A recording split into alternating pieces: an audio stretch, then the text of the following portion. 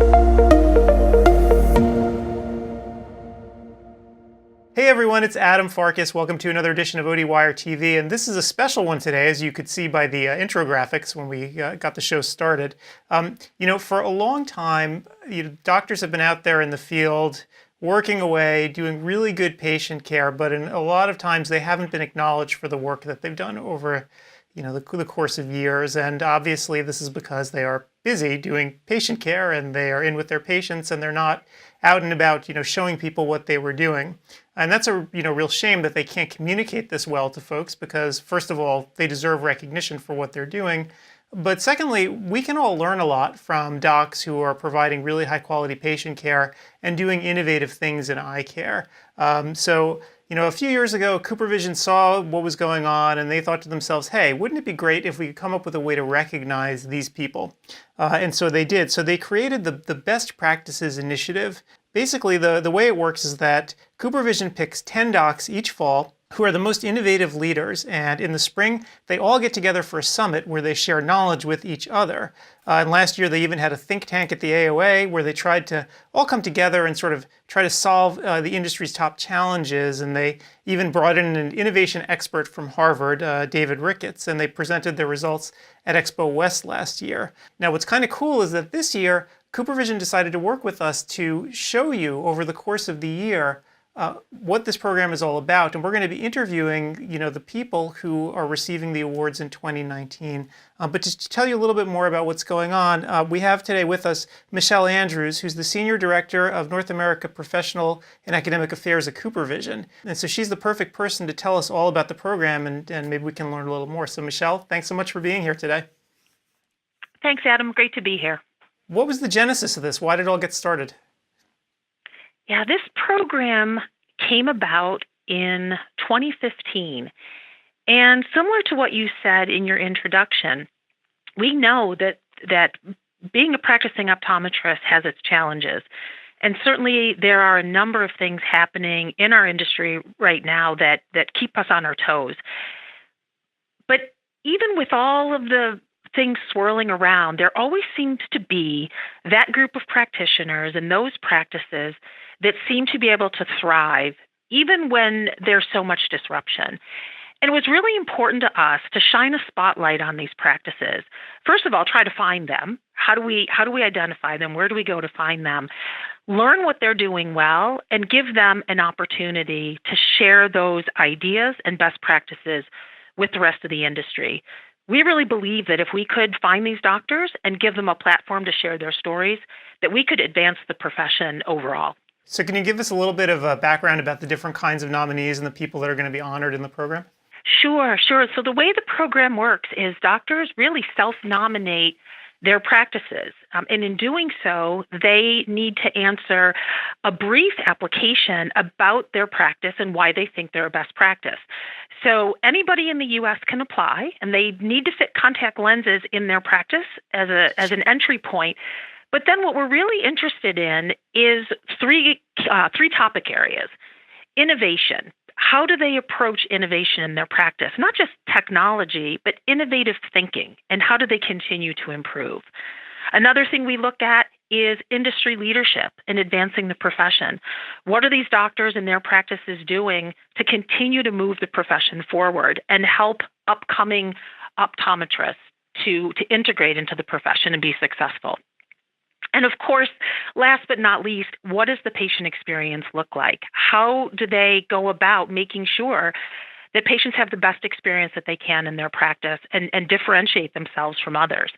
And so while all of the honorees over the past 4 years have applied and demonstrated not only do they fit contact lenses, but they achieve all of these elements, they've all been quite different.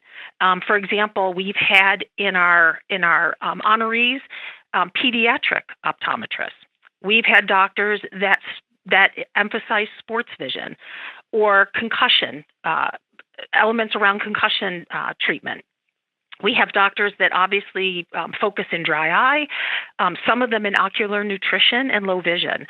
So it's really been an interesting opportunity for us to understand what's out there across the entire profession and how each of these optometrists, regardless of their specialty, can help each other and help practices with a different focus get even better. Right. And up on the screen right now, people are actually taking a look. I'm sort of showing off some shots of the folks who have been nominated in the past and what the events look like where they all came together. I'm just kind of curious, what was it like, since I didn't get to attend the summit where everyone came together? Can you tell everyone a little bit about what that's like?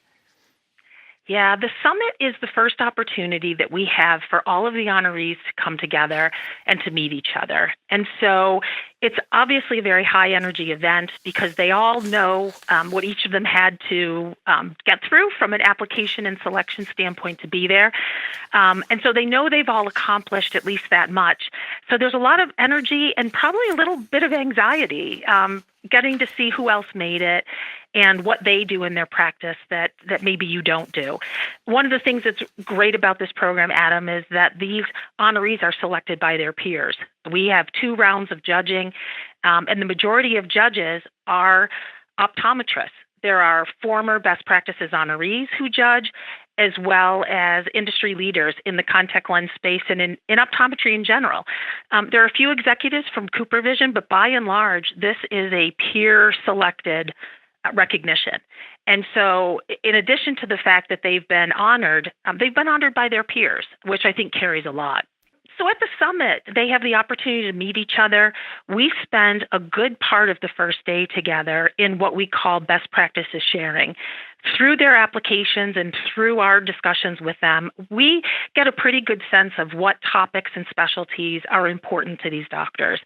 And we give them a good half day to share that information with each other. We find that that's probably one of the most engaging parts of the summit, is for everybody to just get together and talk about, what do you do? How do you do that? How are you addressing this problem? Or how have you sought to solve this problem? It's a really great time for them to come together and immediately start learning from each other. And what's great about it too, I think from everybody else's perspective, is you have 10 really high functioning practices coming together, learning from each other, throwing things up against the wall, right? And then we can actually share all of these results with everybody else. I mentioned before that you had a think tank at AOA, which is something a little bit different. And so I'm kind of curious, what came out of all that? Yeah, so in the first couple of years that we had our best practices program, we really focused on telling the stories of the doctors that were honored and recognized. And of course, that was the most important part of the program, right, is making sure that they could share their best practices. And this last year, we had another idea. We thought, why not bring all of these doctors together and give them an opportunity to look at a challenge in the profession right now? And not just share their ideas, but really develop some new strategies and thoughts on how to remain competitive in today's current environment. So with the help of David Ricketts from Harvard University, he's an innovation fellow at Harvard, and he came in and he facilitated a workshop or a think tank with all of our best practices honorees from 2018, along with a few alumni. And the challenge that we took on was, how is online refraction, how is online telemedicine, how is technology influencing the way people seek care? Mm-hmm. And what is the impact to us as practicing optometrists? And the group initially felt that patients were being driven more toward an electronic or a telemedicine type experience, that our patients maybe weren't as interested in in-person care. Mm. And what came out of the summit was indeed the opposite, was that patients have much greater confidence in their eye care providers, and they're looking for their eye care providers to help guide their decision-making. And that even though they get a lot of information online now that maybe wasn't available to them before, they really are looking towards their optometrists to develop trust and help them make the best decisions for themselves and for their families. Huh. So that's a counterintuitive result that actually is very important to know, right? Because it goes against what everyone has been saying, with the sky falling with, people going online.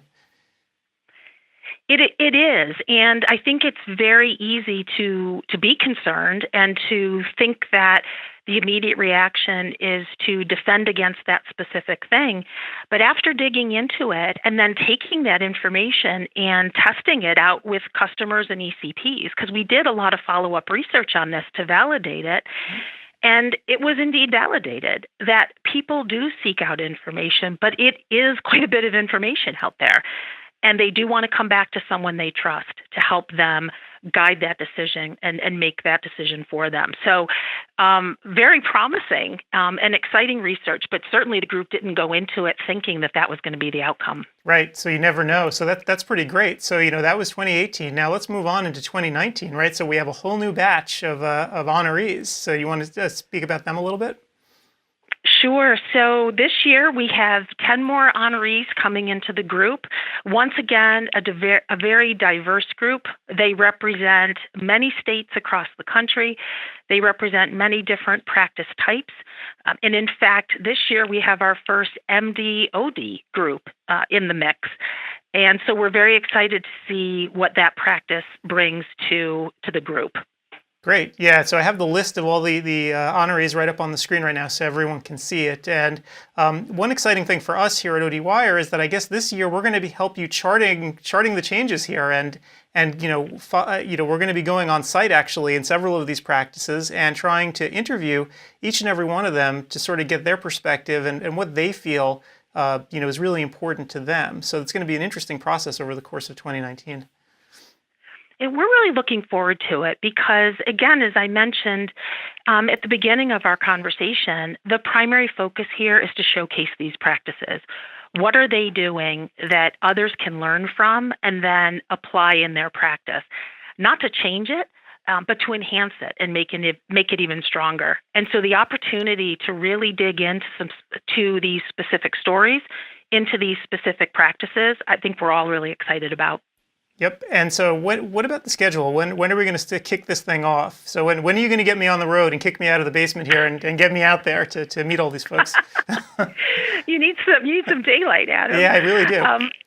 Our summit will be at the end of April, early May. Mm-hmm. So they'll have the opportunity to get to know each other then. And then we look forward to beginning our sessions with you on a monthly basis shortly after that. We're looking forward to carrying those sessions through the end of the year. So everybody dialing in will have an opportunity to meet as many of these doctors as possible and then have that information archived so they can go back and take a listen anytime they like. Great. All right. Well, Michele, thanks so much for this. And I'm sure we'll be catching up with you later in the year. Wonderful. Thanks, Adam.